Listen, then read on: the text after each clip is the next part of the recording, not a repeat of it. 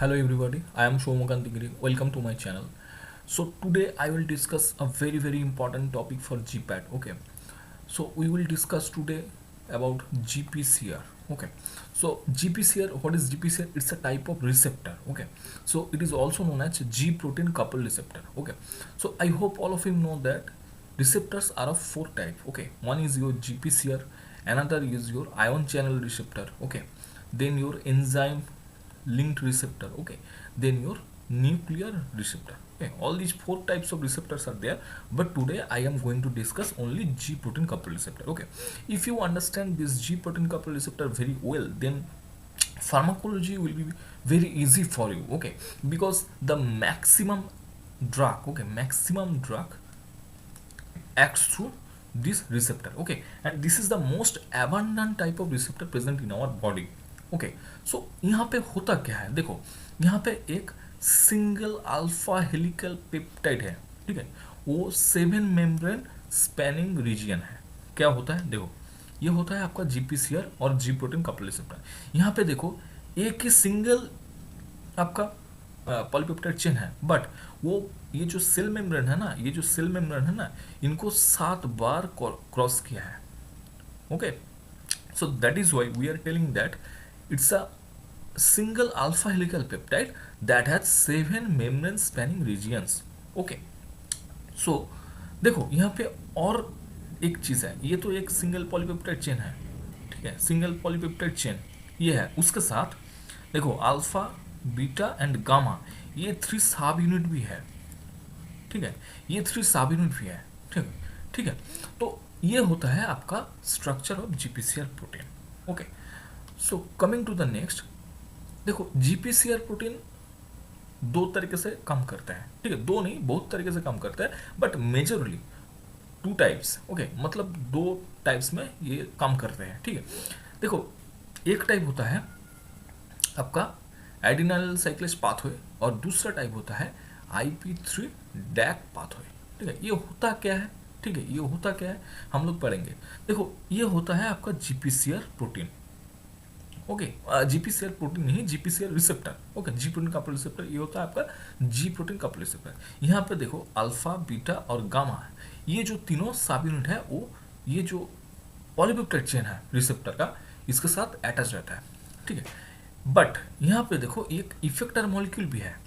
ये effector molecule जब adenylyl साइक्लेज होगा इफेक्ट तब कुछ अलग होगा, और जब ये इफेक्टर मॉलिक्यूल आपका पीएलसी फोस्फोलाइपेज सी होगा तब इफेक्ट कुछ अलग होगा, ठीक है. तो हम लोग देखेंगे कैसे ये काम करता है, ठीक है. चलते हैं, ये होता है यहाँ पे लाइगेंड बाइंडिंग जोन. ओके, और ड्रग यहाँ पे बाइंड करता है, ठीक है, ड्रग यहाँ पे बाइंड करता है. ड्रग बाइंड होने के बाद देखो जीटीपी एक्सचेंज होता है. क्या होता है, देखो ये जो अल्फा सब यूनिट है ना, इसके साथ हमेशा जीडीपी गुआनोसिन डाइफॉस्फेट ये अटैच रहता है, ठीक है. सो ड्रग जब बाइंड करेगा जी प्रोटीन के साथ, okay, G protein couple receptor के साथ ड्रग जब बाइंड करेगा उसके बाद ये जीडीपी डिसोसिएट हो जाएगा और जीटीपी गुआनोसिल ट्राइफॉस्फेट आएगा, अल्फा यूनिट के साथ बाइंड करेंगे, ठीक है. देखो हमेशा ही कोई ना कोई जीडीपी और जीटीपी ये अटैच रहता है इस रिसेप्टर के साथ. तो that is why it is also known as your G protein couple receptor. ये जो जी होता है ना वो गुआनोसिन डाइफॉस्फेट और गुआनोसिन ट्राइफॉस्फेट इन दोनों का जी है, ठीक है. देखो जब देखो ड्रग बाइंड हो गया है, आपका जीडीपी निकल गया है, मतलब जीटीपी एक्सचेंज हो गया है, ठीक है, मतलब जीडीपी गया है, जीटीपी अटैच हो गया है अल्फा सब यूनिट के साथ. उसके बाद क्या होगा, जी प्रोटीन एक्टिवेट होगा, ये जो अल्फा जी प्रोटीन है ये एक्टिवेट होगा. ये एक्टिवेट होने के बाद क्या करेंगे, ये एक्टिवेट होने के बाद ये होता है क्या, ये alpha G TP diffuses to the effector molecule, it goes to the effector molecule and binds to it, and ये जो इफेक्टर मॉलिक्यूल है ना इसको एक्टिवेट करते हैं, ठीक है. तो after activation of the your effector molecule क्या होता है, वहाँ पे एक सेकेंड मैसेंजर जनरेट होता है, ठीक है. ये जो ड्रग का जो एक्शन है ना ये थ्रू सेकेंड मैसेंजर ही होता है, ठीक है। So after activation of your effector molecule क्या होता है, ड्रग काम हो गया है, उसके बाद एगोनिस्ट अनबाइंडिंग होगा और एंड जीटीपी हाइड्रोलिसिस होगा, तो रिसेप्टर फिर से पहले वाला फेज में चला जाएंगे, ठीक है। So this is the basic of G protein couple receptor, मतलब जी प्रोटीन कपल रिसेप्टर का एक्शन है वो बेसिक है, ठीक है, it is the basic. Then देखो एडिनाइल साइक्लेज जब आपका इफेक्टर मॉलिक्यूल रहेंगे, मतलब जब एडिनाइल साइक्लेज आपका इफेक्टर मॉलिक्यूल है तब क्या होगा, तब देखो ये ड्रग बाइंड हो गया है, अल्फा एस, यहाँ पे अल्फा एस ये आया है, मतलब एडिनाइल साइक्लेज के पास है और इसको एक्टिवेट हो गया है, मतलब ये एक्टिवेट हो गया है, ठीक है। उसके बाद क्या होगा, सी ए एम पी ये है आपका सेकेंड मैसेंजर, ठीक है, इनका प्रोडक्शन होगा। उसके बाद पी के प्रोटीन काइनेज ए उनका फॉस्फोराइलेशन होगा, ठीक है। सो उसके बाद क्या होगा, मेनली वैसोडाइलेशन होगा। देखो जो ड्रग इस मैकेनिज्म से काम करते हैं, ठीक है, उनका जनरल इफेक्ट होता है वैसोडाइलेशन, ओके। और एक चीज यहाँ पे अल्फा एस है, ठीक है, यहाँ पे अल्फा एस है, ये आपका जी प्रोटीन है in case of adenylyl cyclase, okay. Then coming to the next mechanism that is your phospholipase C IP3 DAG pathway. देखो मैंने बोला था आपको इफेक्टर मॉलिक्यूल जो जी प्रोटीन कपल रिसेप्टर में है, दो टाइप का इफेक्टर मॉलिक्यूल है, एक है आपका एडिनाइल साइक्लेज और दूसरा है आपका फोस्फोलाइपेज सी।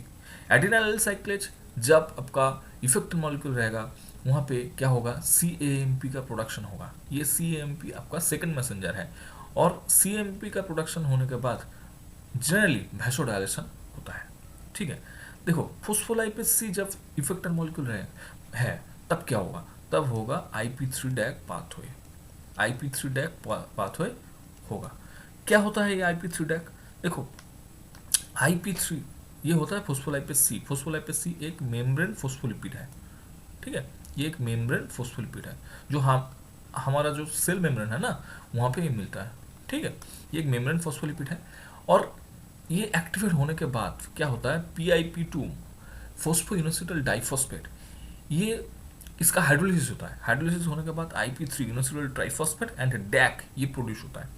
ये जो IP3 है ना ये क्या करते हैं, ये जो सेल का जो कैल्शियम स्टोरेज है, सेल के अंदर जो कैल्शियम का स्टोरेज है उनका रिलीज करता है, कैल्शियम का रिलीज करता है, ठीक है। कैल्शियम सेल में कहाँ स्टोर होता है, सार्कोप्लाज्मिक रेटिकुलम में होता है, ठीक है, सार्कोप्लाज्मिक रेटिकुलम में होता है, तो वहां से कैल्शियम का रिलीज करता है, ठीक है। कैल्शियम रिलीज होने के बाद क्या होगा, देखो PKC का एक्टिवेशन होगा, वो दूसरा चीज़ है, बट कैल्शियम होने के रिलीज होने के बाद जनरली जो होता है वो होता है वैसो कंस्ट्रिक्शन। सो जो ड्रग इन मैकेनिज्म से काम करते हैं उनका मेन मोटिव ही है वैसो कंस्ट्रिक्शन करना, ठीक है। सो देखो types of G protein three types है, ओके। वन इज GS जब आपका जी प्रोटीन है वहाँ पे एडिनाइल साइक्लेज आपका इफेक्टर मॉलिक्यूल है एंड आपका वैसोडाइलेशन जनरली होता है। जब GQ है, GQ मतलब यहाँ पे अल्फा क्यू है, ठीक है, अल्फा क्यू है, तो यहाँ पे क्या होता है, यहाँ पे होता है आपका इफेक्टर मॉलिक्यूल कौन है, इफेक्टर मॉलिक्यूल PLC एंड यहाँ पे कैल्शियम चैनल का ओपनिंग होता है, मतलब कैल्शियम स्टोरेज का ओपनिंग होता है, ठीक है। कैल्शियम स्टोरेज का ओपनिंग होने के बाद यहाँ पे जनरली वैसो कंस्ट्रिक्शन होता है, ठीक है। और तीसरा टाइप है GI मीन्स इनहिबिटरी, ठीक है। यहाँ पे होता क्या है, देखो यहाँ पे एडिनाइल साइक्लेज तो आपका इफेक्टर मॉलिक्यूल है ही है, बट वहाँ पे क्या होता है, पोटेशियम चैनल का ओपनिंग होता है, okay. So I hope G protein coupled receptor now is clear to you. Okay, so this is the end of our video. Hope all of you like the video. Please like, share and subscribe our channel. Thank you.